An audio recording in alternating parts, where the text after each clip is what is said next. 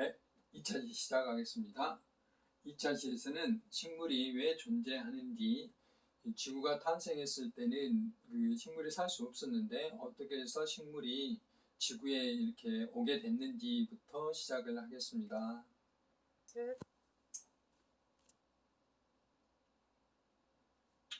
여름철이 되면 하천에 또는 그 호수 주변에 가면 여기 있는 것처럼 우리가 녹조라떼라고 들어보셨죠? 이와 같이 그 남조류라는 게 있어요. 지금은 이제 이 남조류 때문에 물의 수질 또는 생태계에 위협을 가한다 해서 우리는 굉장히 이렇게 해로운 그런 식물로 우리가 여기고 있는데, 여기 좀 자세히 알아보면 우리 지구가 탄생했을 때 산소가 거의 없었거든요. 그 생명력, 산소를 불어넣는 그런 역할을 남조류가 했어요. 그래서 그것에 대해서 알아보도록 하겠습니다.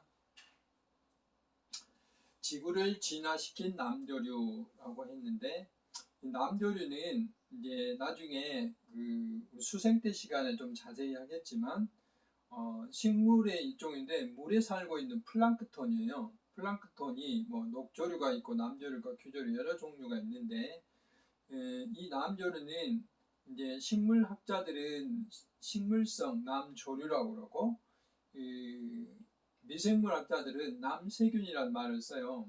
그것은 남조류가 광합성도 하고 또 특이하게 그 질소 고정이라는 게, 질소로 고정한다는 말은 아미노산을 만들 수 있어서 스스로 단백질을 합성할 수 있는 유리한 조건을 갖고 있다는 것이죠. 대부분의 식물들은 이렇게 질소를 고정하는 능력이 없기 때문에 우리가 비료를 주잖아요. 질소 비료, 인비료 비료를 주는데 남조류는 그럴 필요가 없다 이 말이죠. 그래서 그 앞에서 제가 설명했다시피 지구 생태계에 생물체가 살 수 있도록 그런 생태적인 지위를 갖도록 하는 게 이제 남조류. 식물이 어떤 역할을 할 수 있도록 만들어준 거죠. 그래서 원시지구, 산소가 없었던 원시지구를 리폼, 그러니까 산소가 있는 생물이 살 수 있는 지구로 만들어진 결정적인 역할을 남조류가 했다 이 말이죠. 45억 년 전에 지구가 탄생했을 때는 산소가 없었어요. 그래서 35억 년에 남조류가 출현했고 30억 년 전에 이렇게 이제 생명체들이 출현하게 된 거죠. 남조류는 이제 광합성을 아까 한다고 그랬죠. 그래서 대기 중에 산소를 채우고 또 산소를 채움으로 인해서 산소가 O2라는 거예요. O가 산소죠. 이게 두 개 있으면 산소 분자가 돼요. 근데 이게 산소가 또 하나 보면 O3이 돼요. O3가 되면 오존이라는 건데, 우리 지구 상공에는 오존층이 이렇게 둘러싸고 있어요. 오존층이. 그럼으로 인해서 햇빛으로부터 오는 자외선을 차단해 주거든요.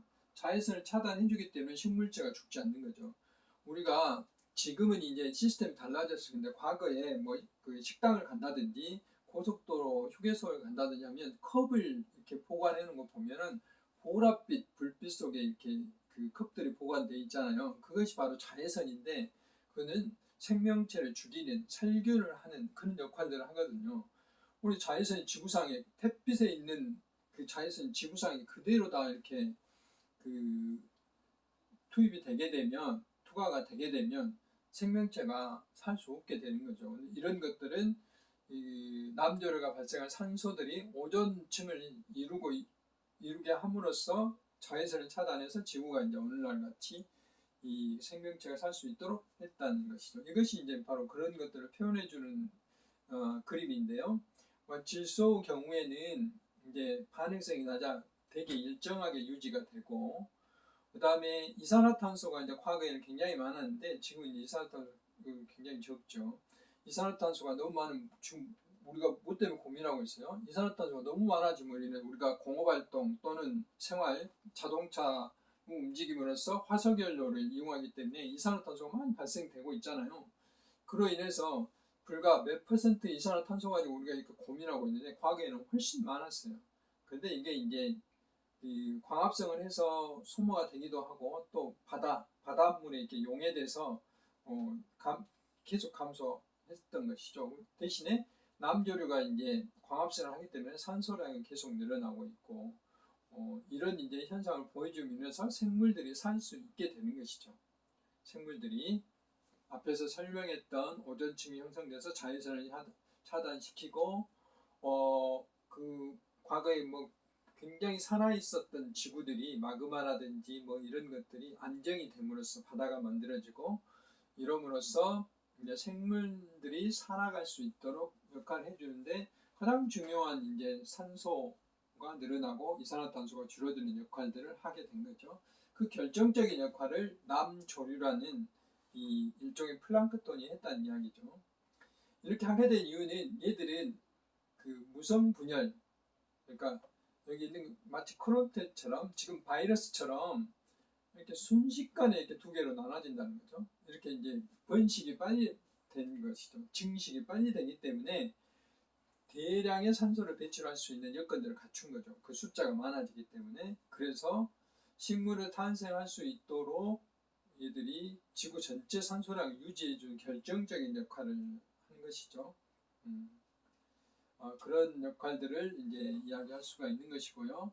그런데 남조류는 조금 이제 자세히 보면 얘들이 그 여러 가지 환경에 잘 적응할 수 있는 세포 구조가 있어요. 뭐 E형 세포라는 게 있고 영양 세포라는 것, 또 자기가 분리하면 휴먼 세포, 그 마치 그 뭐죠? 그 고사리처럼 휴먼 포자를 가지고 있습니다. 그러니까 분리하면 포자 상태로 그대로 있다가 또 조건이 좋아지면, 그러니까 겨울철에는 포자 상태로 이렇게 있다가 조건이 좋아지면 다시 이제 이렇게 발화해서 세포가, 이게 하나하나가 다 남조류 세포들이에요. 그래서 이런 그 유리한 구조들을 가지고 있고, 또 이런 그 기낭, 공기를 가지고 있는 세포들이 또 있어요. 기낭이라는 세포, 이런 기낭이라는 세포들이 있어가지고, 여기 휴먼 포자인데 기낭이라는 세포가 있어가지고 이게 이제 물 위에 뜨게 되는 거죠. 이런 유리한 조건들을 가지고 있도록 진화가 돼서 오늘날 지구를 만들게 되는 것이죠. 그래서 이제 핵을 가지는 원핵 생물계에서, 원생 생물계에서 곰팡이나 버섯 같은 균, 동물, 식물들이 이렇게 만들어지게 되는 계기를 만들어준 것이죠. 여기에는 이제 내부 공생설이라는 게 있는데, 남조류가 어떻게 작용했냐, 그러니까 남조류 세균이 세포 속에 들어갔으면 식물세포가 되고, 남조류 세균가 안 들어갔으면 동물세포가 된 거예요. 그러니까 원래 이제 우리 지금 현재 우리 사람도 마찬가지고 모든 생물에는 미토콘드리아라는 게 있어요. 그 다음에 뭐 소프체가 있고 핵이 있는데, 미토콘드리아는 에너지를 만들어주는 역할이에요. 굉장히 중요하죠. 모든 세포에 다 있어요. 동물세포가 됐든 식물세포가 됐든 미토콘드리아는 다 있는데, 이 미토콘드리아는 그 지구에 그 당시에 지구에 있어 산소 호흡을 하는, 그러니까 호기성 세균이라고 그러는데, 산소 호흡을 하는 세균이 원핵 세포에 들어가서 미토콘드리아로 에너지를 만드는 세포 기관으로 이렇게 진화가 된 거죠.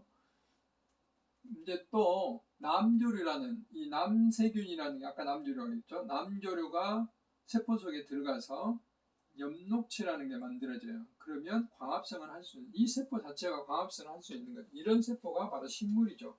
식물세포, 아까 식물세포는 세포벽이라는 게 있고 안에 세포막이라는 게 있는데, 동물세포는 세포막만 있다고 그랬죠. 이와 같이 광합성을 할 수 있는 엽록체의 근간이 바로 이제 남조류, 남세균이 되는 거죠. 이렇게 해서 동물세포와 식물세포의 차이점을 알 수가 있는데, 그게 바로 이제 남조류에 의한 내부 공생설이라고 이제 이야기를 합니다. 그래서 남조류가 아까 지구가 생물이 살 수 있는 조건을 만들어주기도 했고, 오늘날 식물세포의 그 근원이 되지 않았냐 하는 것이 내부 공생설이라는 겁니다. 또 이런 재미난 일도 있어요. 이런 이제 그 원시 지구가 탄생했던 결정적인 계기가 남조류이기 때문에, 이 남조류를 이용해서 지금 사람이 살 수 없는 화성이라든지 이런 그 외부에 있는 그 위성들을 그 지구처럼 만들어 볼까 하는 연구들이 많이 진행되고 있어요. 이런 것들을 우리 테라포밍이라고 그러는데, 테라포밍이라는 것은 지구라는 뜻의 테라, 그 다음에 만들다, 포밍, 지구처럼 만들다는 뜻이에요. 테라포밍이라는 뜻이. 그래서 과거에도 뭐 이런 프로젝트, 마스원 프로젝트라고 해서 무인 착륙선을 남조류와 함께 보내서 외부에 있는 행성들을 지구화해보자 하는 제안들이 많이 있었는데 실현되지 못하다가 최근에 이제 뭐 소설에도 나오고 SF 소설에도 나오고 1982년에 미국의 나사에 있는 크리스토퍼 맥케이라는 박사가 화성 테라폼이라는 걸 제안도 했어요. 근데 실질적으로 아직까지는 아까 산소만 있어도 된다는 게 아니죠. 질소나 바다, 그다음에 자외선 차단 같은 많은 복합적인 요인들이 작용이 돼야 되는데 아직까지는 이제 이런 것들을 실현에 옮기지를 못하고 있죠. 이와 같이 이제 지구가 탄생하는데 남조류가 굉장히 중요한 역할을 했는데 오늘날에는 이제 물속에 이게 우리가 이제 물이 부영양화 된다는 것은 물속에 질소인들이 많아진다는 뜻인데 그럼으로 인해서 남조류가 대량으로 번식을 하게 돼요. 대량으로 번식하다 보니까 이제 녹조라는 문제가 발생해서 물에서 곰팡이 냄새나 또는 독성 물질이 만들어지는 이런 문제가 발생하고 있어요. 요거는 이제 나중에 수질을 할 때, 수생태를 할 때 더 자세히 이야기하도록 하겠습니다.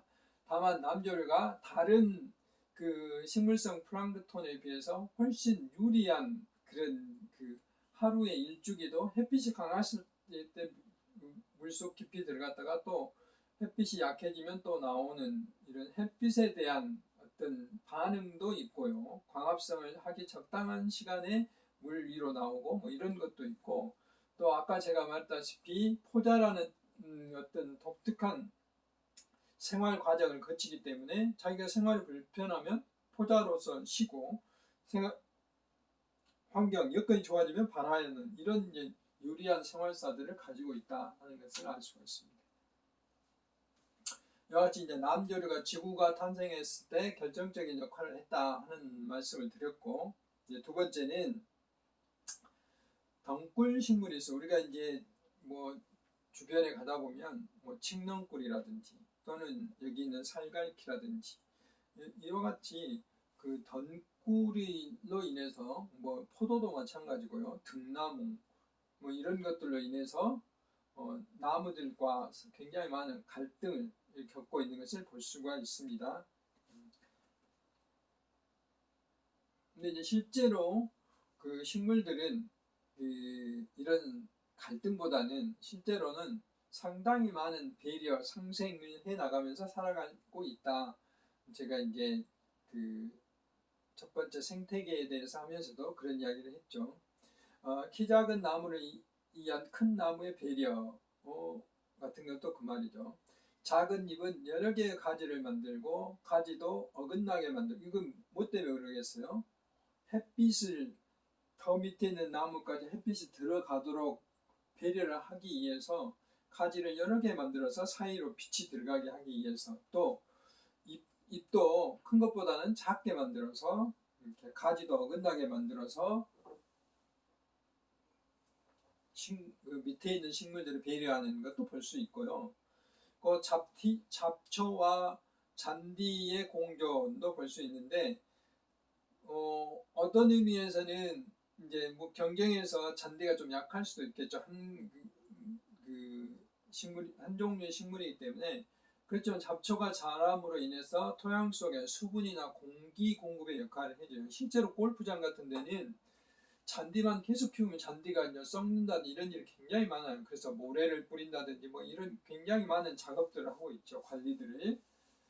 또 곤충은 식물이 없으면 살 수가 없잖아요. 그래서 식물들은 자기에게 맞는 그런 곤충을 불러들이는 역할을 하는데 그런 것들도 일종의 이제 배려와 맞춤이죠. 이것들은 이제 식물들이 갖고 있는 피톤치드와 같은 방어물질, 다른 말로 타감물질이라고 하는데 이런 것들로 인해서 조절을 하게 되는 거죠. 그래서 이렇게 뭐 상징적으로 그림이 나와 있는데 땅 속에서부터 나무의 이 표면 또 줄기, 이게 나뭇잎에 수많은 곤충 식물들이 이렇게 상생하고 있다는 거죠. 만약에 식물 없으면 곤충이 살아갈 수 없고 새가 살아갈 수 없고 당연히 그러겠잖아요. 거꾸로 곤충이 없으면 또 식물도 살 수 없는 식물들이 꽤 많아요. 그것이 바로 이제 곤충과 밀월식물의 공생이죠. 곤충이 살아갈 수 있도록 식물들은 꿀을 제공하죠.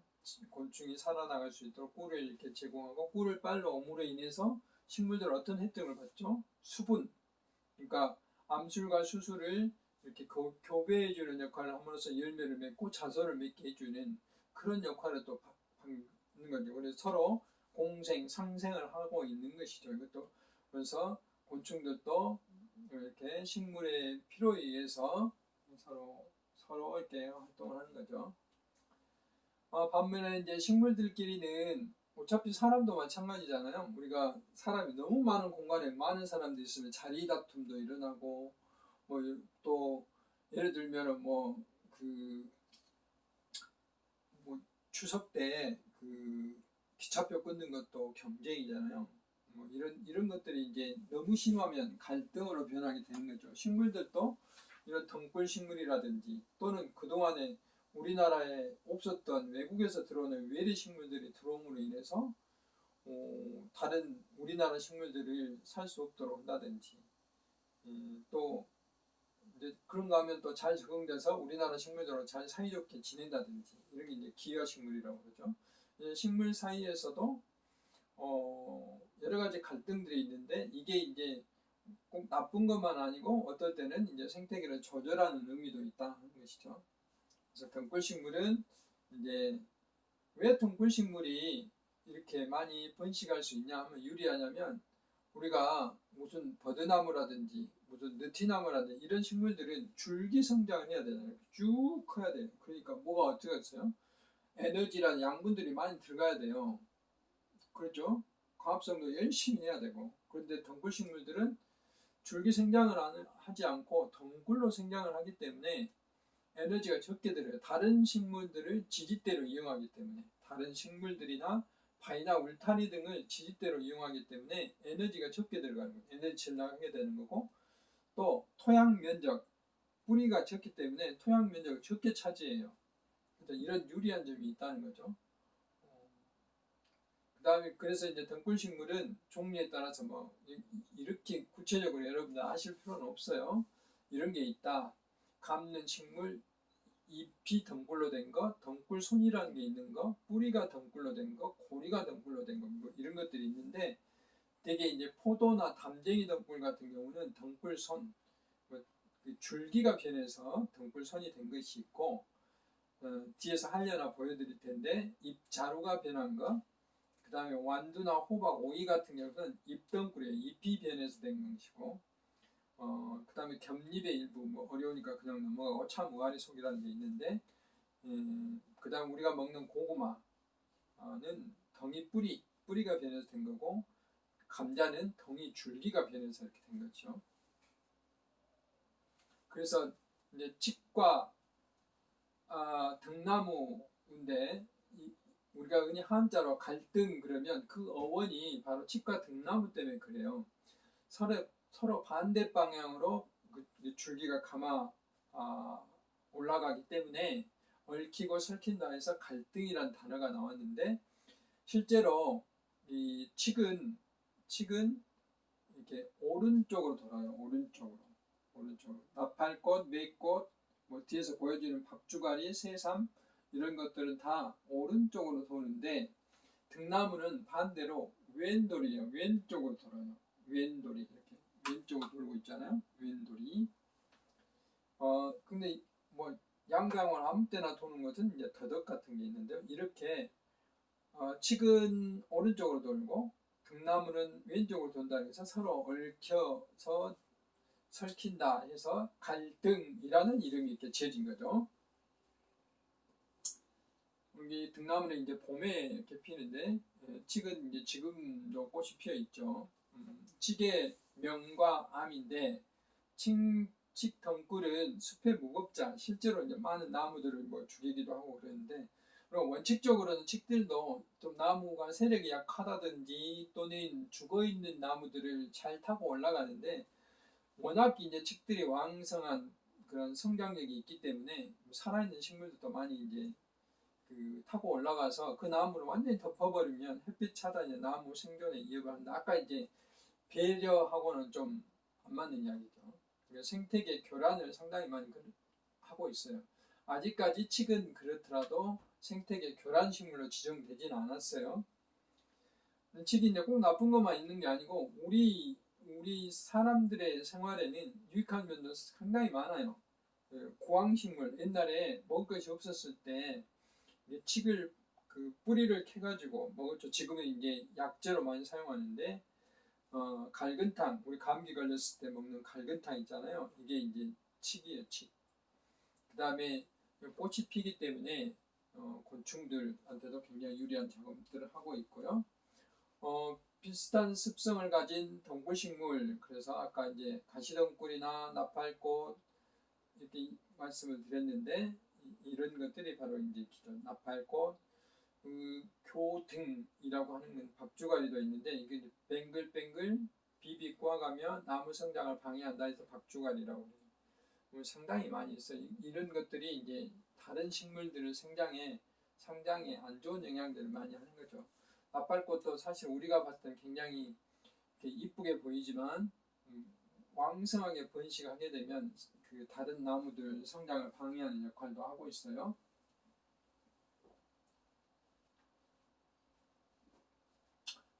비슷한 덩굴식물로 하늘타리, 개머루, 사광이, 아제베 이런 것들, 이건 흔히 이제 우리 주변에 산책하다 보면 이런 공원이라든지 산기슭에 많이 있는 것들이에요. 제가 아까 보여드렸고 개요등이나 나팔꽃, 이게 덩굴식물. 아까 제가 한련화라는 말씀드렸는데 한련화는 이제 이와 같이 덩굴로 되어 있는데 이 꽃들은 식용식물이에요. 식용. 한련화는 먹을 수가 있어요. 반면에 6, 7월 지금도 조금 피어있는 것이 있는데 6, 7월경에 많이 피어있는 능수화라는 게 있어요. 능수화는 약간 독성이기 때문에 먹으면 안 됩니다. 이거는 굉장히 아름다운 모양으로 담장을 싸고 있는 그런 명꿀성 꽃이죠. 그런가 하면 이제 뚜껑이 열리면 씨앗이 나오는 뚜껑 덩굴이라는 도 있고요. 아까 이제 그것은 덩굴 식물들은 주로 이제 자기 몸으로 덩굴을 가지고 다른 식물을 덮음으로써 자기가 살아남기 위한 경쟁을 하는데 이제 그것 말고 물질을 분비함으로써 다른 식물들을 자기 주변에 오지 못하게 하는 것도 있어요. 식물을 움직일 수가 없기 때문에 그런 것들을 이제 타간물질이라고 하는데 편백숭에서 나오는 피톤치드, 또 아까 남조에서 나오는 지오스민 같은 냄새, 이런 것들이 이제 바로 타간물질이라고 할 수가 있어요. 타간물질이라는 것은 식물들이 물과 양분, 햇빛 가지고 심한 경쟁을 하기 때문에 자기가 살 수 있도록 이렇게 여러 가지 물질들을 분비하는 거죠. 사막의 선인장들이 일정한, 요즘 코로나 때문에 사회적 간격을 두듯이 선인장들도 사회적 거리두기를 하고 있어요. 이것이 이제 오랫동안 생존 경쟁을 한 결과 이렇게 해야지만 살 수 있다 하는 것이 사막의 물이었기 때문에. 그 다음에 타감작용이라는 것은 이 알레오파시라는 뜻이에요. 서로 파시, 고통을 나눈다라는 뜻인데 이제 그런 뜻들 물질들을 우리는 타감 물질이다 라고 합니다.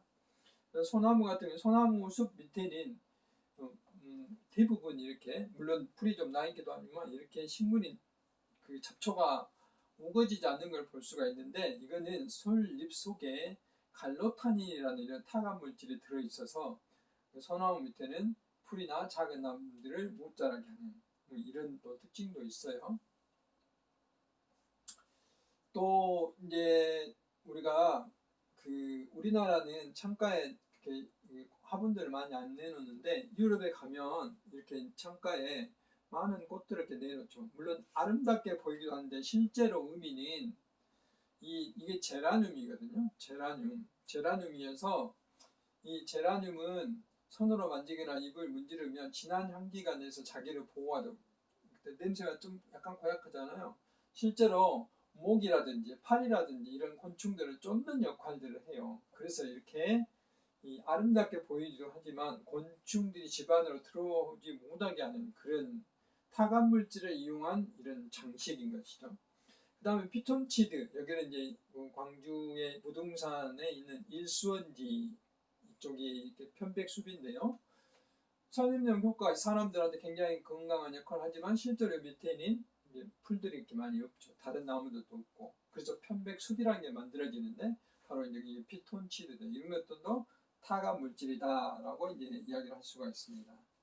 그래서 햇빛을 서로 차지하는 이런 경쟁은 아까 그런 줄기라든지 또는 타감 물질을 낸다든지 할 수 있는 걸 볼 수 있는데, 우리가 이제 주변에 이런 들판이라든지 또는 그 하천 근처에 가면 여기 보십시오. 여기 뽕나무가 원래 이렇게 자라고 있는데 여기에 칡렁꿀이 덮고 있고 그 위로 또 환산덩굴이라는 게 덮고 있어요. 환산덩굴이 한번 덮기 시작하면 뭐 이렇게 말릴 수가 없을 정도로 많이 자라버리거든요. 실제로 환산덩굴은 재작년에 환경부에서 생태 교란식물로 이게 외래식물이 아닌데도 불구하고 생태 교란식물로 지정받았어요. 이렇게 생태계를 심하게 교란시키거든요. 생태계 교란식물 환삼덩굴, 앞에서 제가 말씀드렸는데 이렇게 이제 다른 식물을 완전히 덮어버렸죠. 살 수 없도록. 여기서도 마찬가지고. 그래서 이 속에 들어있는 다른 식물들이 이파리가 보이지 않을 정도로 약간만 보이게 뽕나무가 이와 같이 이제 생태계에 다른 식물들이 자랄 수 없도록 하기 때문에 교란식물로 지정을 받았어요. 그 외에 교란식물이 이제 여러 종류들이 있는데 여기서 보신 것 같이 돼지풀이라는 게 있어요. 마치 쑥하고 거의 비슷한데요. 쑥보다는 좀 잎이 가늘어요. 돼지풀은 여기에 있는 이제 그 성분들 꽃가루 때문에 알러지를 일으켜요. 지금 가을철에 주로 이런 문제가 되고 가시박이라든지 서양 미역치, 물삼세패 이런 것들이 우리 주변에서 흔히 볼 수 있는 생태 교란식물입니다.